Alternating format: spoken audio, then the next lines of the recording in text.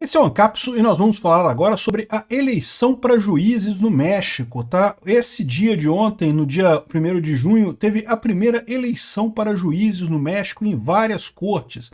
Será que isso é uma boa ideia? Será que a gente poderia fazer isso aqui no Brasil, né? Porque uma das preocupações que a gente tem aqui é justamente que o STF está se politizando muito, e politizando para o lado errado, está ficando preso na esquerda, quando a sociedade está mudando para a direita. E aí fica fazendo esse monte de decisão absurda, perseguindo a direita, perseguindo o Bolsonaro.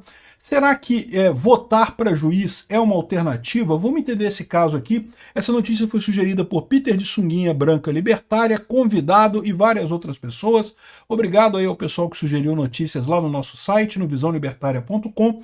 E obrigado a você que está assistindo o nosso vídeo. Se você gosta do nosso conteúdo, por favor, deixe o seu like e se inscreva aqui no canal, né? Pois bem, olha que coisa curiosa, né? Lá no México também está havendo uma briga do governo federal contra o STF, só que lá o governo federal é de esquerda, e o STF de lá está contendo os arroubos socialistas da candidata esquerdista, lá, da presidenta esquerdista lá, a Cláudia Sheinbaum. E aí o que ela fez? Ela aprovou uma lei que agora determina que juízes são escolhidos por eleição. Vai ter voto para juiz. Essa primeira eleição é um caso único do mundo.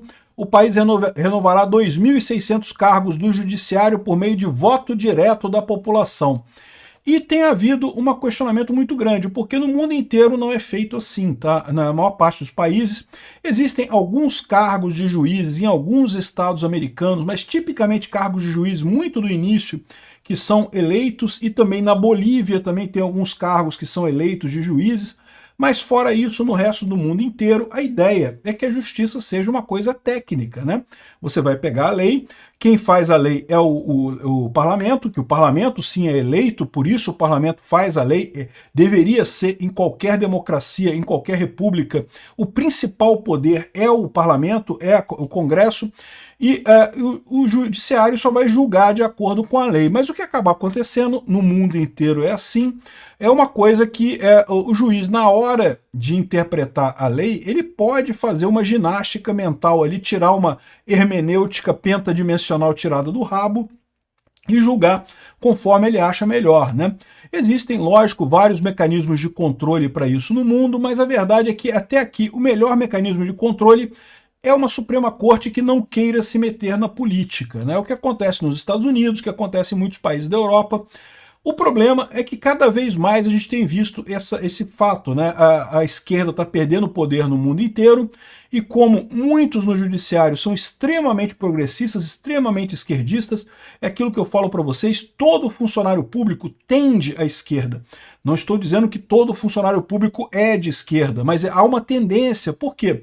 Porque o funcionário público é aquele cara que, se o Estado aumentar de tamanho, ele cresce de poder também, né? Ele está dentro do Estado, ele é uma peça ali, é uma engrenagem dentro daquela máquina. Se a máquina aumenta de tamanho, o poder dele aumenta de tamanho também. E embora tenha muitas profissões que o cara ser funcionário público é uma escolha, né? Você pode ser médico público ou pode ser médico privado. Pode ser professor na rede pública, pode ser professor na rede privada. Mas, por exemplo, os cargos do judiciário, juiz, tipicamente, hoje em dia, é tudo juiz federal, é do governo. Então é uma carreira típica de Estado. E aí você acaba tendo esse fenômeno da tendência à esquerda sendo muito forte no judiciário. Você vê muitos juízes que tendem fortemente à esquerda, né? E é o que acontece no mundo inteiro. Você vê, Israel teve esse problema, Netanyahu tentou contornar lá a ingerência da Suprema Corte no governo israelense, não conseguiu.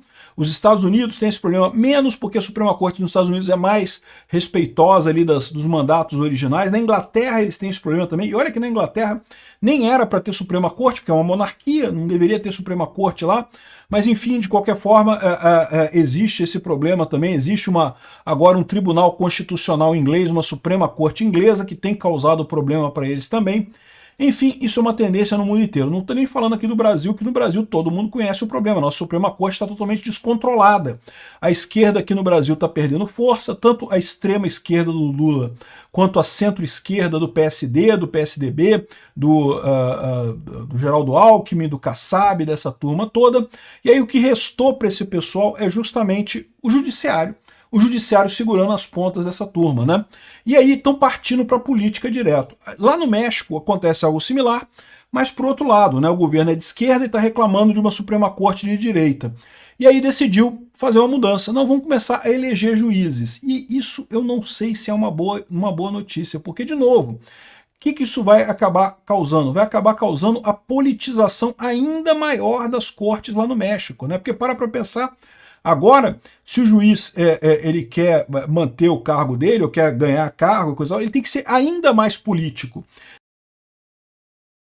Então, se é uma medida para acabar com a tendência política das cortes lá no México, vai ser uma tragédia. Vai ser o contrário, o efeito vai ser o contrário, vai se tornar, ao contrário, uma corte totalmente politizada.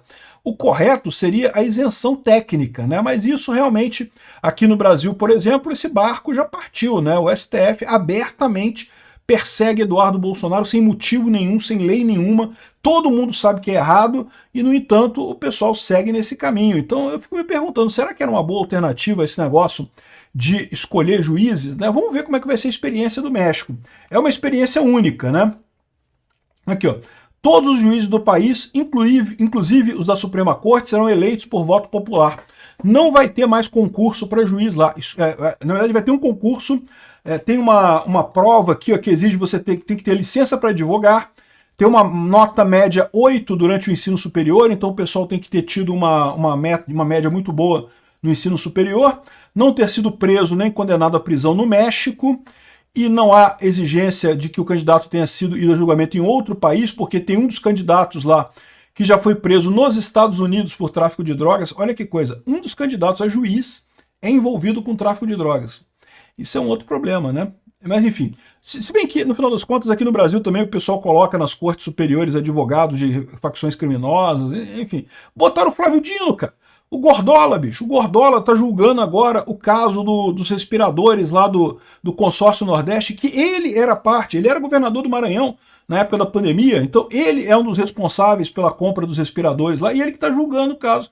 Ou seja, chegou nisso, qual o problema de botar o Fernandinho Beiramar no STF? Não é problema nenhum, basicamente a mesma coisa, né? E ter uma boa reputação entre juristas. Aqui cabe aquela coisa que, e aí, o que isso quer dizer? O que é ter uma boa reputação? É igual no Brasil, né? Para você entrar na Suprema Corte, você tem que ter conhecimentos jurídicos notórios, ter notórios conhecimentos jurídicos. E aí? Isso quer dizer o quê, no final das contas, né? Enfim, o pessoal faz campanha por conta própria, os juízes estão fazendo campanha ali. Eu, sinceramente, não gosto desse tipo de coisa. Eu acho que isso vai piorar a situação lá no México, tá? Mas eu fico me perguntando se não seria uma maneira de melhorar aqui no Brasil, porque, pô, realmente a Suprema Corte já virou política mesmo. Eu não consigo enxergar uma situação em que a Suprema Corte agora deixe de ser amplamente política, e se vai ser política mesmo, se foda-se a porra da Constituição, a gente vai decidir conforme o nosso nariz aqui mesmo, conforme os princípios que a gente acredita. Por que não votar? Né? A gente vota nos caras da Suprema Corte e pronto, aí resolve o problema. Fica uma coisa muito mais light no final das contas, né? Eu não sei não, tá? Eu tenho dúvidas sobre isso aqui, não sei se seria bom ou ruim. A minha primeira impressão é que seria algo ruim, você estaria escancarando a politização da justiça. Mas você vê uma situação como o Brasil, que já está escancarada a politização da justiça. Ninguém confia mais em justiça no Brasil, no final das contas. E aí, o que a gente vai fazer, né? Como é que resolve isso? Porque é o que eu falo para vocês, a gente tem a perspectiva de que a direita pode tomar o STF até 2030. Mas será que a direita vai fazer diferente que a esquerda? Ou vai fazer a mesma coisa para o outro lado? Porque são duas considerações. Pode ser que a direita consiga conquistar a Suprema Corte e realmente passe a julgar as coisas tecnicamente, como faz, por exemplo, a Suprema Corte americana, e pare de achar principiologia e não sei o que lá e responder a tudo. Ah, o Lula entrou com uma ação querendo manter o aumento do IOF. Qual que seria o correto do STF fazer? Não, a gente não julga isso. Isso é para você que decide com o Congresso. O que o Congresso e você decidir, vocês decidem e acabou. Não tem que entrar nesse assunto. Ah, o marco temporal. O Congresso aprovou uma lei do marco temporal. Então pronto, o STF não tem o que falar do marco temporal. O Congresso tem que ter supremacia. Quem faz lei é o Congresso. O STF não pode decidir qual lei que vale, qual lei que não vale, a menos que seja claramente inconstitucional, não pode. Então, o problema é esse. Será que quando a direita tiver o poder do STF, ela vai fazer um STF correto ou ela vai fazer um STF errado pro outro lado? Porque isso é a receita do fracasso mais adiante, ou talvez seja a solução seja essa do México mesmo. Então pronto, bota voto para juiz e vamos ver quem ganha a eleição do STF aqui no Brasil.